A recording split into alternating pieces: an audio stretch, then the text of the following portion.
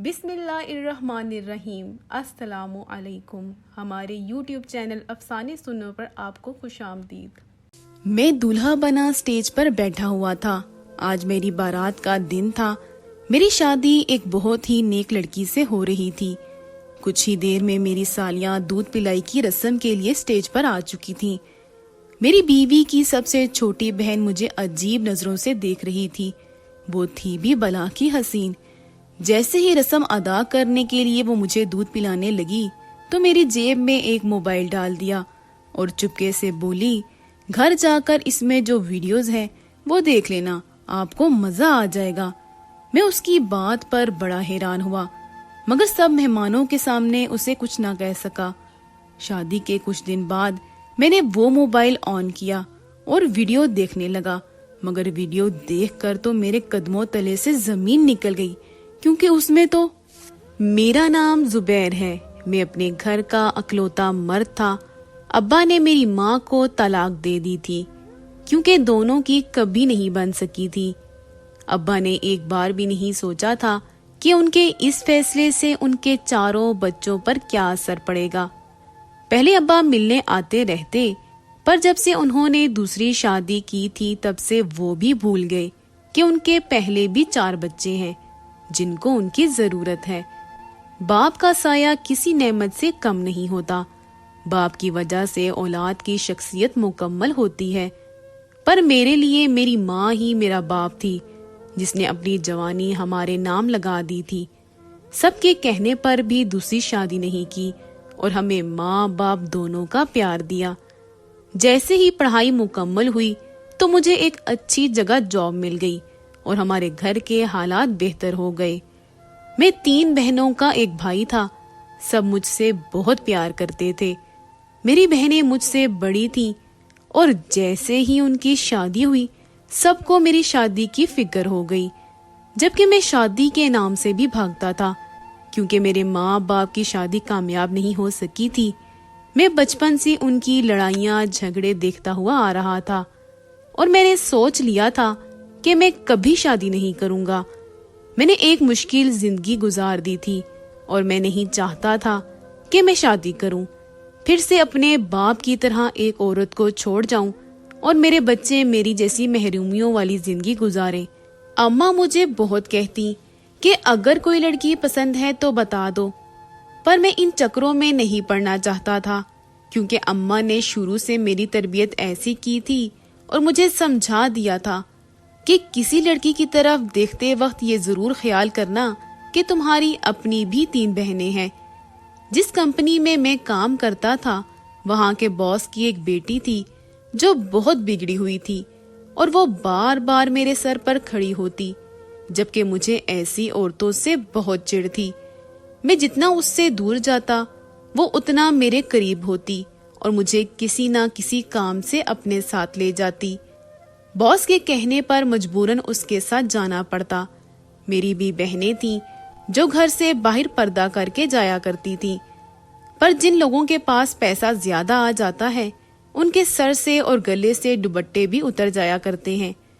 लोग कहते हैं कि ये तंग जहन का आदमी है, जबकि ऐसा नहीं है। असल हकीकत ये है कि जिस औरत में हया होगी वो सर से दुपट्टा नहीं उतारेगी। मेरी माँ ने पहले खुद पर्दा किया और फिर मेरी बहनों को करवाया। मेरे बॉस की बेटी इंतहाई बेहुदा कपड़े पहनती। मैं जितना उससे दूर जाने की कोशिश करता वो इतना मेरे करीब आने के बहाने तलाश किया करती।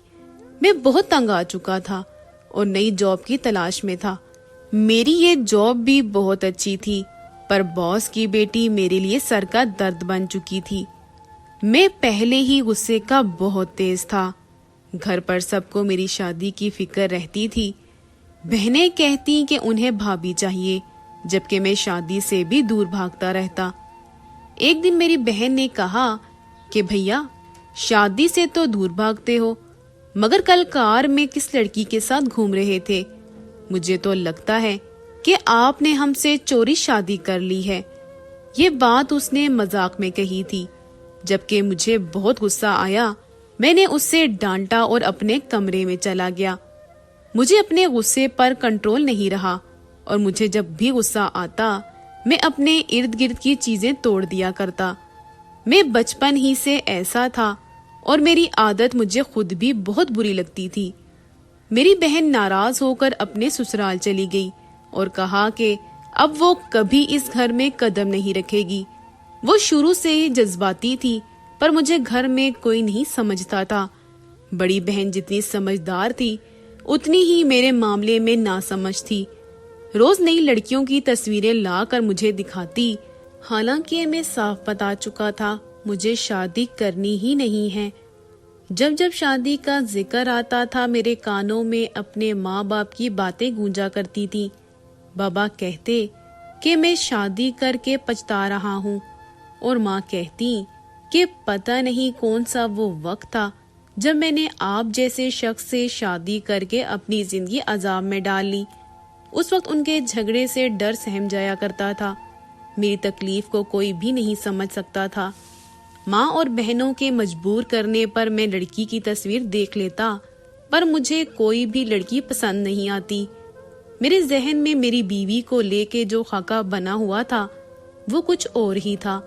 میں اپنے جیسے لوگوں میں شادی کرنا چاہتا تھا، اور لڑکی بھی ایسی چاہتا تھا جو بالکل سادہ سی ہو، جس کا مزاج سادہ سا ہو، جو مجھے سمجھتی ہو۔ میرا باپ کبھی کبھار مجھے ملنے آ جایا کرتا تھا۔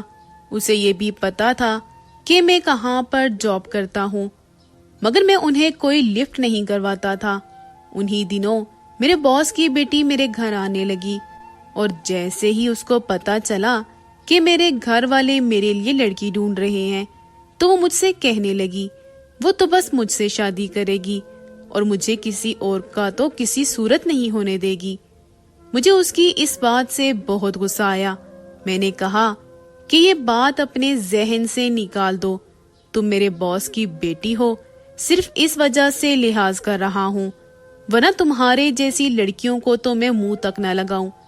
وہ انتہائی غصے میں گھر سے چلی گئی، اور اگلے دن باس نے مجھے جاب سے نکال دیا، اور میری پریشانی مزید بڑھ گئی۔ میں جاب کے لیے دھکے کھانے لگا۔ جہاں میں جاتا وہاں سے اگلے دن ہی مجھے نوکری سے نکال دیتے۔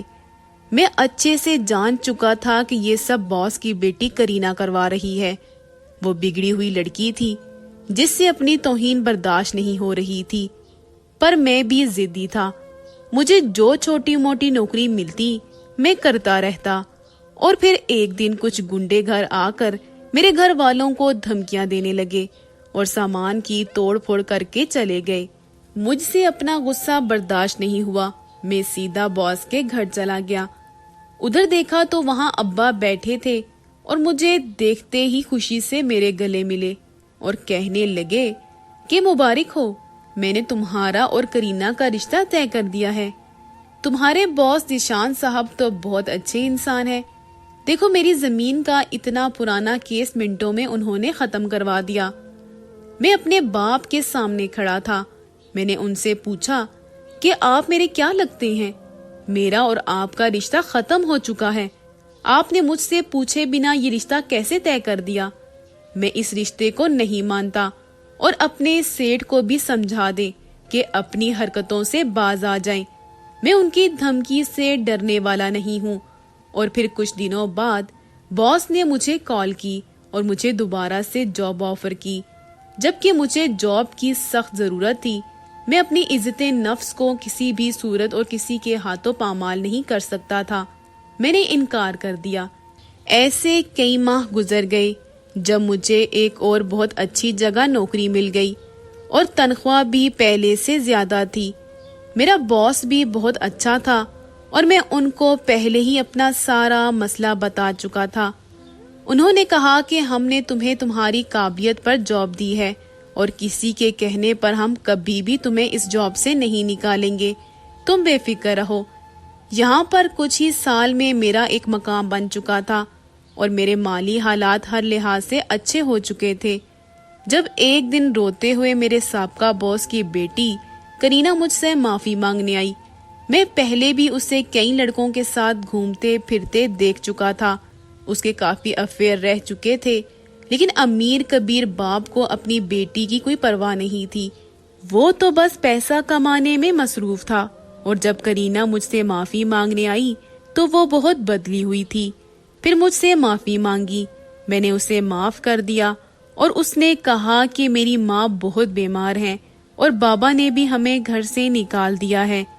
مجھے یہ سن کر بہت افسوس ہوا تھا. کچھ دیر بعد وہ بولی, مجھے گھر تو چھوڑ دو, اسی بہانے تو میری ماں کی طبیعت بھی پوچھ لینا. میں جاننا نہیں چاہتا تھا پر وہ زبردستی مجھے اپنے ساتھ لے گئی اور جب میں وہاں گیا تو اس نے مجھے ایک کمرے میں بٹھا دیا اور جوس لا کر دیا اور کہا کہ تم یہ جوس پیو, میں ماما کو بلا کر لاتی ہوں. جوس کو پیتے ہی مجھے ہوش نہ رہا. صبح آنکھ کھلی تو وہاں کوئی نہیں تھا اور پولیس مجھے ایک لڑکی کے ساتھ زبردستی کرنے پر پکڑ کر لے گئی. یہ سب اتنا اچانک ہوا تھا کہ مجھے کچھ سمجھ نہیں آئی تھی. میں ڈر گیا تھا اگر کسی کو پتہ چل گیا تو میرے خاندان کی عزت بھی خاک میں مل جائے گی. مجھے تھانے میں شام ہو چکی تھی جب مجھے میرا ایک دوست لینے آیا اور میری ضمانت ہو گئی. میری طبیعت ابھی تک خراب تھی. میرے ساتھ کیا ہوا تھا مجھے کچھ نہیں پتا چل سکا. پر کرینہ وہ کہاں گئی؟ میں کچھ بھی نہیں سوچ پا رہا تھا. جب ڈاکٹر نے بتایا کہ مجھے بہت زیادہ مقدار میں نشہ دیا گیا ہے جس نے میرے پورے جسم پر اثر کیا ہے, پھر مجھے سمجھ آیا کہ وہ معافی وہ سب ناٹک تھا. اصل میں کرینہ نے مجھ سے اپنی بے عزتی کا بدلہ لینے کے لیے یہ سب کیا تھا اور مجھے پولیس کے حوالے کیا تھا. میں سوچ بھی نہیں سکتا تھا کہ وہ اتنی گری ہوئی حرکت کرے گی. لیکن وہ خود کہاں ہے؟ میں جرم نہ کر کے بھی اپنی نظروں میں مجرم بن گیا تھا. مجھے اس گناہ کی سزا ملی جو میں نے کیا ہی نہیں تھا. پھر میں گھر آ گیا. میں سیدھا کمرے میں چلا گیا. یہ کیا ہو گیا تھا؟ اگر اس بات کا میرے گھر والوں کو پتہ چل گیا تو وہ شرم سے مر جائیں گے. مجھے کچھ سمجھ نہیں آ رہا تھا. میرا سر چکرانے لگا تھا. اس کے بعد کب نیند آ گئی اور کب صبح ہوئی کچھ پتہ نہیں چلا. اماں کی آواز دینے پر مشکل سے آنکھیں کھول سکا. اماں نے کہا, کیا ہوا بیٹا, تمہاری طبیعت تو ٹھیک ہے؟ میں نے کہا کہ کچھ نہیں, بس سر میں درد ہے. اماں نے کہا کہ ناشتہ کر لو پھر میرے ساتھ ڈاکٹر کے پاس چلو. میں چونک کر اٹھ گیا. میں نے کہا کہ ڈاکٹر کے پاس کیوں چلوں؟ اماں نے کہا کہ کیا ہوا زبیر, تم اتنے گھبرا کیوں گئے ہو؟ میں ابھی تک اس واقعے سے نہیں نکل سکا تھا. میں نے کہا تھا کہ کچھ نہیں, آپ پریشان مت ہوں, میں بالکل ٹھیک ہوں. پھر میں فریش ہو کر کام پہ چلا گیا. وہاں پر بھی کچھ کام نہیں کر پا رہا تھا. میرے دوست نے کہا, کیا بات ہے, لگتا ہے کہ نیند پوری نہیں ہوئی جو اتنا گمسم سے ہو. اس نے کہا کہ میرے خیال میں تمہیں گھر پر ریسٹ کرنا چاہیے, مجھے تمہاری طبیعت ٹھیک نہیں لگ رہی. پھر اس نے کہا کہ زبیر, جو بھی ہوا اسے ایک برا خواب سمجھ کر بھول جاؤ. میں نے کہا کہ تم جانتے ہو میں کبھی مر کر بھی ایسا گرا ہوا کام نہیں کر سکتا. میرے دوست نے کہا کہ تم پریشان نہیں ہو, جس نے تمہیں پھنسانے کی کوشش کی وہ اپنے انجام کو پہنچ چکی ہے. میں نے اپنے دوست کی طرف دیکھا اور کہا کہ کیا مطلب ہے تمہارا؟ دوست کہنے لگا, جس نے تمہیں تباہ کرنا چاہا, تم جانتے ہو کہ کرینہ امیر باپ کی بگڑی ہوئی بیٹی تھی. اس نے سب تمہیں بدنام کرنے کے لیے یہ سب کیا تھا. جانتے ہو کل رات حد سے زیادہ نشہ کرنے کی وجہ سے اس کی موت ہو گئی ہے اور کچھ لوگوں کا کہنا ہے کہ اس نے خودکشی کی ہے. میں نے کہا کہ اس نے ایسا کیوں کیا؟ اب تو وہ مجھ سے بدلہ لے چکی تھی. کرینہ کی موت کا سن کر میرا آفس میں رکنا محال ہو گیا تھا.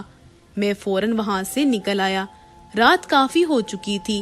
سارا دن میں ایسے ہی پھرتا رہا. پھر تھک ہار کر سڑک کے کنارے ایک بینچ پر بیٹھ گیا. میں نے کیا کیا تھا؟ کچھ نہیں. پھر بھی یہ بات کہ کوئی عورت اتنی کیسے گر سکتی ہے. کرینہ نے میری اور اپنی عزت خود اپنے ہاتھوں سے تباہ کی. میرا تو کوئی قصور ہی نہیں تھا. میں تو بلا وجہ اس کی سازش کا حصہ بن گیا تھا. اس نے بدلہ لینا تھا تو مجھے اپنی گاڑی کے آگے دے دیتی. لیکن اتنا گھٹیا الزام نہیں. کیسے جی سکوں گا اس ناکردہ گناہ کو اٹھا کر. میرے دوست نے مجھے کال کی اور کہا کہ ابھی تک تم گھر نہیں گئے, تمہارے گھر والے پریشان ہو رہے ہیں. میں نے کہا کہ جی چاہتا ہے کہ رات چلتی ہوئی گاڑی کے آگے آ جاؤں, کیوں کیا اس گھٹیا عورت نے میرے ساتھ؟ اس میں میرا کیا قصور تھا؟ میرے دوست نے کہا کہ تم اپنی لوکیشن سینڈ کرو، میں تمہارے پاس آ رہا ہوں۔ پھر کچھ دیر بعد میرا دوست آ گیا۔ مجھے اس طرح دیکھ کر اس نے کہا کہ کرینہ اپنے کیے کی سزا بھگت چکی ہے، اس دنیا میں بھی اسے چین سے جینا نصیب نہیں ہوا اور آگے بھی اسے اس کا حساب دینا ہوگا۔ میرے دوست نے کہا کہ تم ایک با کردار انسان ہو، تم نے کچھ نہیں کیا، تم ذرا سوچو، جو گناہ تم نے نہیں کیا اس کی سزا تم کیوں بھگت رہے ہو؟ میرے دوست نے کہا سب کچھ بھول کر آگے بڑھو، تمہارے گھر والوں کا تمہارے سوا کون ہے؟ بس اتنا سوچو اور اس بات کو بھول جاؤ اور ایک نئی زندگی کا آغاز کرو۔ پھر میرا دوست مجھے گھر چھوڑ کے چلا گیا۔ صحیح کہتے ہیں، اچھے اور مخلص دوست کا ہونا آپ کی خوش قسمتی کی علامت ہے۔ میرے دوست کی بات سے مجھے بہت ڈھارس ملی تھی۔ کچھ ماہ گزرے، میں ایک دن کسی کام سے شاپنگ مال گیا تو وہاں ایک لڑکی سے ٹکرا گیا۔ وہ عبایا پہنے ہوئے تھی، اس نے حجاب اوڑھ رکھا تھا۔ میں نے فوراً معافی مانگی کہ میری غلطی تھی۔ میں نہ جانے کس سوچ میں چلا آ رہا تھا جو آگے دیکھا ہی نہیں۔ اس لڑکی نے کچھ نہیں کہا اور چلی گئی، لیکن وہ میرے دل میں ایسی بسی کہ ہر لمحہ میری آنکھوں کے سامنے اس کی تصویر رہتی۔ اس کے چہرے پر ایک سکون سا تھا، وہ حیا سے جھکی ہوئی نظریں، وہ با حیا چہرہ مجھے ہر پل یاد آتا۔ میں بیٹھے ہوئے اس کی سوچ میں گم ہو جایا کرتا۔ مجھے تو کوئی لڑکی کبھی اچھی نہیں لگی تھی، یہ وہ پہلی لڑکی تھی جسے دیکھ کے میرے دل نے کہا تھا کہ یہی ہے وہ جس کی میرے دل کو تلاش تھی۔ ایک دن میرے باس نے مجھے اپنے آفس میں بلایا اور کہا کہ میں تمہارے گھر والوں سے ملنا چاہتا ہوں۔ میں نے کہا کہ سر، یوں اچانک، خیریت تو ہے نا؟ وہ مسکرانے لگے اور کہا کہ ہاں بالکل خیریت ہے، کیا میں اپنی فیملی کے ساتھ تمہارے گھر نہیں آ سکتا؟ میں نے کہا کہ سر بالکل آئیں، آپ کا اپنا گھر ہے۔ اس کے بعد میرے باس ہمارے گھر آئے۔ انہوں نے باتوں باتوں میں اماں سے اپنی بھانجی اور میرے رشتے کی بات کر دی۔ میں حیران تھا کہ باس اچانک رشتے کی بات کیوں کر رہے ہیں۔ پھر اماں نے میرے باس اور ان کی بیوی سے کہا کہ میں تو کب سے تیار بیٹھی ہوں اپنے بیٹے کے سر پر صحرا سجانے کے لیے، لیکن یہ مانتا ہی نہیں ہے، کہتا ہے کہ مجھے شادی کرنی ہی نہیں ہے۔ آپ اس سے بات کریں، شاید آپ کی بات مان جائے۔ میں انکار کرنا چاہتا تھا کیونکہ میں نے جس سے شادی کرنے کا فیصلہ کیا تھا وہ تو کوئی اور لڑکی تھی، میں کیسے ان کو ہاں کر دوں؟ پھر میرے باس نے کہا کہ کیوں زبیر، کیا میرے کہنے پر بھی شادی نہیں کرو گے؟ مجھے کچھ سمجھ نہیں آئی۔ میں نے کہا کہ جی سر، جیسا آپ کو صحیح لگے، مجھے کوئی اعتراض نہیں ہے۔ ہاں میں نے اس لیے کر دی تھی کہ میرے باس انتہائی شریف اور نیک انسان تھے، وہ کبھی بھی میرے بارے میں غلط فیصلہ نہیں کر سکتے تھے۔ پھر میری شادی کی تاریخ رکھی گئی۔ میں کچھ افسردہ سا تھا کہ پتہ نہیں باس کی بھانجی کیسی ہوگی۔ پھر اس مال والی لڑکی کے بارے میں سوچنے لگا۔ جب میری بہن کمرے میں آئی، اس نے کہا کہ بھائی آخر آپ شادی کے لیے مان ہی گئے۔ میں نے کہا کہ میرا موڈ پہلے ہی بہت خراب ہے، چلی جاؤ۔ اس نے کہا کہ بھائی ایسے کیسے چلی جاؤں، یہ دیکھیں میں آپ کے لیے کیا لائی ہوں۔ میں نے اس کی طرف دیکھا تو اس کے ہاتھ میں ایک تصویر تھی۔ میں نے کہا کہ اب یہ کیا ہے؟ میری بہن نے کہا کہ آپ کی ہونے والی بیوی کی تصویر ہے۔ میں نے کہا کہ لے جاؤ، میں نے یہ تصویر نہیں دیکھنی۔ میری بہن نے کہا کہ سوچ لے بھائی، یہ نہ ہو بعد میں آپ کو پچھتانا پڑے، ابھی وقت ہے، دیکھ لیں۔ مجھے تو کچھ خاص اچھی نہیں لگی۔ میری بہن نے ناک چڑھاتے ہوئے تصویر میرے آگے کر دی۔ میں نے دیکھا تو دیکھتا ہی رہ گیا۔ وہ تصویر تو اسی لڑکی کی تھی جسے میں نے مال میں دیکھا تھا اور دل ہی دل میں اسے پسند کرنے لگا تھا۔ میری دلی تمنا اتنی آسانی سے پوری ہو جائے گی میں نے سوچا بھی نہیں تھا۔ میں نے تصویر پکڑ لی اور خوشی سے اٹھ کھڑا ہوا۔ میری بہن نے کہا کہ دیکھا، تصویر دیکھتے ہی کیسے آپ کی آنکھوں میں چمک آ گئی۔ میں نے کہا کہ ہاں واقعی لڑکی تو بہت پیاری ہے۔ میری بہن نے کہا کہ اچھا جی، پہلے تو تصویر دیکھنا بھی گوارا نہیں تھی اور اب کیسے پاگل ہوئے جا رہے ہیں۔ میں نے کہا چلو بھاگو یہاں سے۔ وہ چلی گئی میں بہت خوش تھا. میری شادی ایک نیک لڑکی سے ہو رہی تھی. بالآخر شادی کا دن بھی آ گیا. وہ میرے ساتھ سٹیج پر دلہن بنی بیٹھی تھی. جب اس کی بہنیں رسم کرنے آئیں، اس کی سب سے چھوٹی بہن بہت عجیب نظروں سے مجھے دیکھ رہی تھی. وہ تھی بھی بلا کی حسین، پر میں اسے اپنی بہن سمجھتا تھا، اس لیے اسے نظر انداز کر دیا. لیکن دودھ پلائی کی رسم کے وقت وہ بہانے سے میری جیب میں ایک موبائل ڈال گئی اور میرے کان میں کہہ دیا کہ گھر جا کر اس میں جو ویڈیو ہے وہ دیکھ لینا. میں بڑا حیران ہوا مگر چپ رہا. شادی کے کچھ دن بعد میں نے موبائل آن کر کے ویڈیو دیکھی تو میرے پیروں تلے سے زمین نکل گئی. مجھے ٹھنڈے پسینے آنے لگے کیونکہ اس میں میری اور کرینا کی وہ والی ویڈیو تھی جس بات کو میں اتنی مشکل سے بھولا تھا. آج اتنے عرصے بعد وہی سب پھر سے میرے سامنے تصویر اور ویڈیو کی شکل میں موجود تھا. لیکن یہ سب میری سالی تک کیسے پہنچا؟ میں ابھی سوچ ہی رہا تھا کہ جب میری بیوی کی بہن جو میری سالی تھی اس کی کال آ گئی. اس نے کہا کہ اگر مجھے پتا ہوتا آپ اتنے گرے ہوئے شخص ہیں تو کبھی آپ سے اپنی بہن کا رشتہ نہ ہونے دیتی. لیکن جب تک مجھے پتا چلا تب تک آپ میری بہن کے ساتھ نکاح کر چکے تھے، اس لیے مجبوراً مجھے خاموش رہنا پڑا. پھر اس نے کہا کہ دولہا بھائی آپ حیران ہوں گے میں کیسے یہ سب جانتی ہوں، تو اس کا جواب میں آپ کو آپ کے گھر آ کر دوں گی. میں بہت پریشان تھا کہ جس بات کو میں نے اپنے گھر والوں سے چھپایا اب وہ سب کو پتا چل جائے گی. وہ ویڈیو کب بنی اور کس نے بنائی تھی میں کچھ نہیں جانتا تھا. تبھی میری بیوی کمرے میں آئی. اس نے مجھے پریشان دیکھا تو کہا کہ کیا ہوا ہے، کوئی بات ہے؟ میں نے کہا کہ تمہاری بہن کی کال آئی تھی، وہ مجھ سے کچھ بات کرنے آ رہی ہے. اور کچھ ہی دیر میں میری سالی میرے سامنے موجود تھی. میری سالی نے پہلے اپنی بہن کی طرف دیکھا، پھر مجھے دیکھ کر بولی آپ جانتی ہیں آپ کے شوہر کس قدر گھٹیا انسان ہے. آپ سے شادی سے پہلے انہوں نے کیا کیا گل کھلائے ہیں. میں خاموش تھا. میری سالی نے کہا کہ یہ تصویریں اور ویڈیوز یہ سب ثبوت ہیں میری قسمت کے، میں نے انہیں شادی والے دن ہی دیکھا تھا. اگر پہلے دیکھ لیتی تو کبھی بھی آپ کی شادی ان کے ساتھ نہ ہونے دیتی. مگر اب میں سب کو بتاؤں گی ہمارے ساتھ دھوکا ہوا ہے. میری بیوی نے اس کے ہاتھ سے موبائل چھین لیا اور کہنے لگی بس کرو، تم ایک بہن ہو کر اپنی بہن کا گھر برباد کرنے لگی ہو. میری سالی نے کہا کہ آپ سب جانتے ہوئے بھی اس درندے کا ساتھ دے رہی ہیں. میری بیوی نے اسے تھپڑ مارا اور بازو سے پکڑ کر میرے سامنے کھڑا کر دیا اور کہا کہ دیکھو اس شخص کو، کیا تمہیں لگتا ہے کہ یہ کسی کے ساتھ اتنا گھناؤنا کام کر سکتے ہیں؟ کیا تمہیں اتنے گرے ہوئے لگتے ہیں؟ میری سالی نے مجھے غصے سے دیکھا اور کہا کہ آپ تو ان کی بیوی ہیں، آپ تو اپنے شوہر کی سائیڈ لیں گی. میری بیوی نے کہا کہ تم کیا سمجھتی ہو، میں اس بارے میں نہیں جانتی.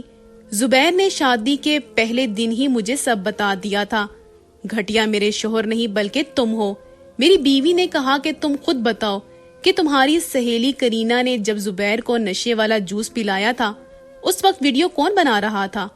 اگر میرا شوہر غلط تھا تو وہ بے ہوش کیوں تھا اور کرینا ہوش میں کیوں تھی؟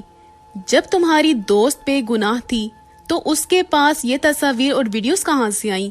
پھر میری بیوی نے وہ سب ثبوت جو میری سالی کے موبائل میں سیو ہو چکے تھے شاید اسی دن کے لیے تھے تاکہ میں اپنے کردار کی گواہی دے سکوں. اس دن جب کرینا نے مجھے جوس دیا تھا اس وقت میں اپنے دوست سے فون پر بات کر رہا تھا اور وہ جوس پی رہا تھا. میرے موبائل میں آڈیو کال ریکارڈ کا آپشن ہر وقت آن رہتا تھا. اس وجہ سے اس دن کرینا کی ساری باتیں اس میں ریکارڈ ہو چکی تھی. وہ کہہ رہی تھی کہ اب تم ہوش میں نہیں ہو، اب تم کہیں بھاگ نہیں سکتے، تم نے میری انسلٹ کی تھی اور تم سمجھے کہ کرینا اپنی بے عزتی اتنی جلدی بھول جائے گی، مگر یہی تمہاری بھول تھی. میں نے تمہیں یہاں لانے کے لیے تم سے معافی مانگنے کا ناٹک کیا تھا تاکہ تمہیں یقین ہو جائے کہ میں تمہیں بھول چکی ہوں، لیکن میں تم سے بدلہ لینے کے لیے تمہیں اس قابل نہیں چھوڑوں گی کہ تم کسی سے نظریں بھی ملا سکو. میں یہ سب ویڈیوز اور تصاویر کے ذریعے تمہیں تباہ کر دوں گی. میری بیوی نے وہ آڈیو میری سالی کو سنائی اور پھر میری سالی نظریں جھکائے کہنے لگی کہ کرینا اتنی نیچ اور گھٹیا حرکت کرے گی میں سوچ بھی نہیں سکتی تھی. پھر میری سالی نے کہا کہ بھائی مجھے معاف کر دے، میں اپنی دوست کی وجہ سے پریشان تھی، میں نے اتنا نہیں سوچا کہ وہ تو خود بگڑی ہوئی لڑکی تھی۔ میں اس بات کو لے کر زیادہ بحث نہیں کرنا چاہتا تھا۔